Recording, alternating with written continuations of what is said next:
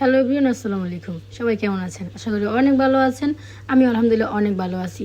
তো আজকে আমার খুব পিঠা খাইতে ইচ্ছা করতেছিল, তাই আমি চলে গেছিলাম কোনাবাড়ি পিঠা খাইতে। দেখেন ছেলেটা কি সুন্দরভাবে পিঠা বানাচ্ছে, মানে দেখতেই ভালো লাগতেছে। কি অসাধারণভাবে হাত চালু, কি সুন্দর করে, মানে যে দেখবে তারই ভালো লাগবে। আর পিঠাগুলো অনেক মজা ছিল, অনেক রকমের ভর্তা ছিল। তো ছেলেটার ভিতরে অনেক প্রতিভা আছে, যেটা আমি না দেখলে সরাসরি বুঝতেই পারতাম না। তো আশা করি ব্যবসা ব্যবসা আসলে ব্যবসা ছোট আর বড় নয়, যে ব্যবসা করতে পারে তার কাছে অনেক কিছু।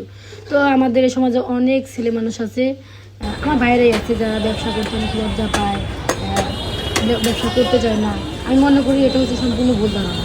ব্যবসা করাটা সবচেয়ে বেশি ভালো, পরে চাকরি করার থেকে নিজে ছোটোখাটো একটা ব্যবসা করা অনেক ভালো।